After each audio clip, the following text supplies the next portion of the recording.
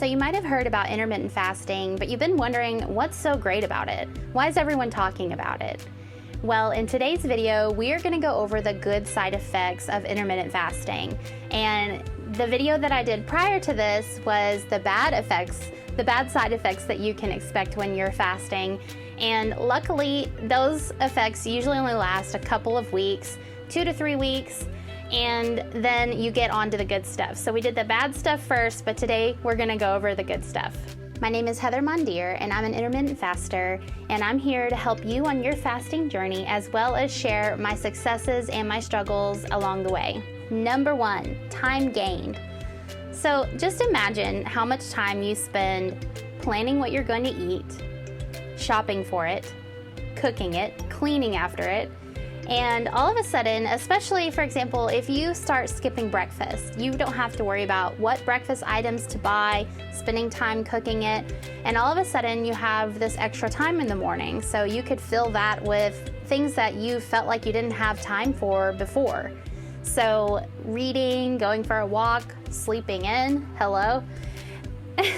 Number 2, you save money. So just like in number 1, you're not going to be worrying about breakfast anymore if that's one of the meals you choose to skip. Now you also don't have to spend money on that meal. So how cool is that? So if you're skipping meals, you don't have to pay for those meals. That's automatic savings in my book. Number 3, your digestive system can repair and relax. If you're a 3 meal a day, 2 snacks type of person, your body is constantly in the process of digesting something. It's somewhere along the process all the time. So when you're fasting, it gives your body a chance to repair your gut microbiome. Number 4, you look good. So I know it sounds a little bit vain, but everyone loves it whenever someone comes up to you and says, "Have you been losing a little bit of weight?" Or, "Have you started a new diet?" It just feels good to be recognized for your achievements. So additionally, that brings us to point number 5, which is you feel good.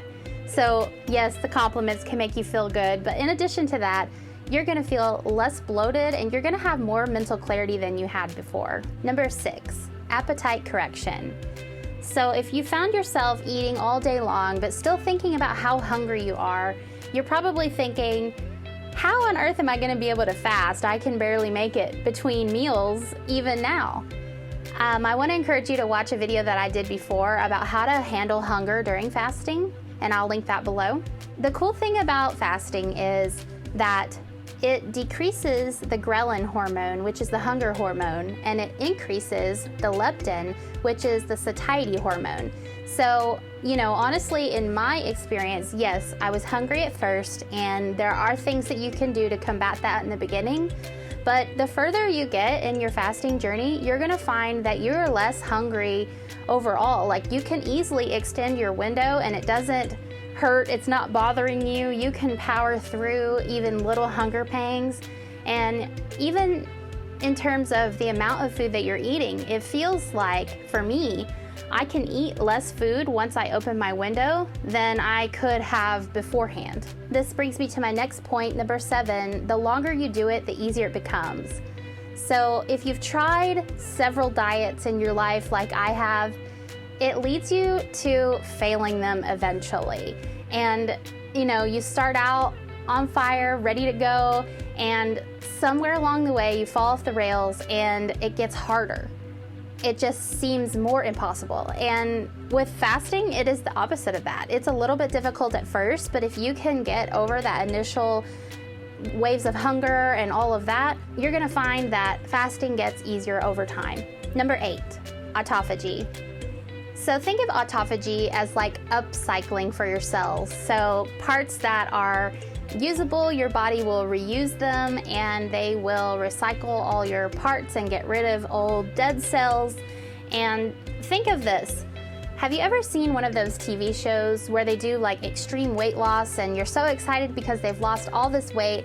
Come to find out, they're gonna need a surgery to correct all the sagging skin and extra skin, and they're gonna have to get that surgically removed and repaired.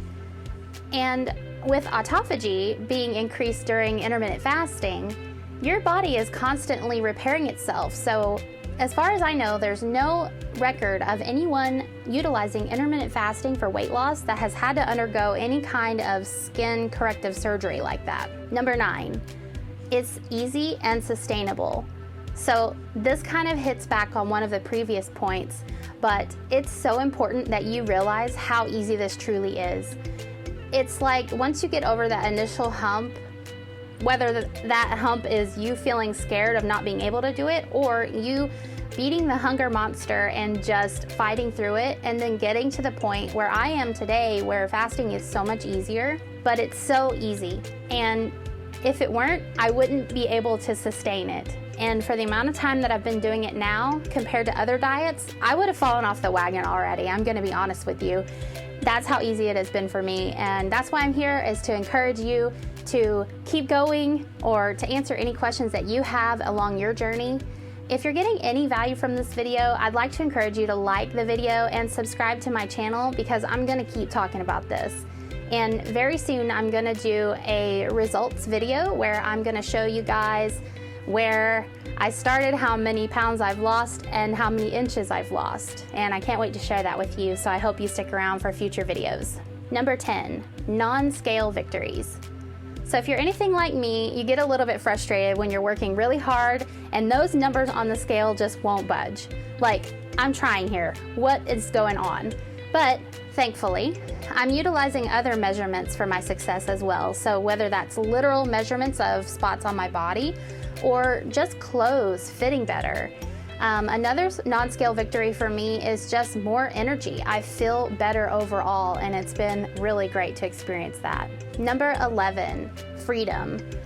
I have so much freedom with this eating lifestyle that I fast around my life. Everyone's gonna have parties, celebrations, holidays, and you always feel like they kind of throw a wrench into your plans when you're on a diet. But with fasting, you plan your fasting around those indulgences. So instead of thinking of it as, oh, I'm having a cheat day, think of it as a planned indulgence. So we know that those things are gonna come up, so we just plan accordingly and keep moving right along. Number 12, belief in yourself. So if you've tried lots of diets and failed over the years, it really starts to wear on you. You start thinking, what is wrong with me? Why can't I do this? Why are other people doing this and I can't? And it kind of makes you feel like a failure over time. And with fasting, I have revitalized my own belief in myself that I am strong and I can do this. And so I want to encourage you that it's there, it's in you too. You can do this as well. And I'm here for any questions that you might have, or any struggles, anything you want to share with me that I could help you with, I'd be happy to. You can comment in the YouTube comments, or you can send me an email. I would be happy to supply that in the description below as well. Thank you so much for watching, and I will see you next time. Bye, everyone.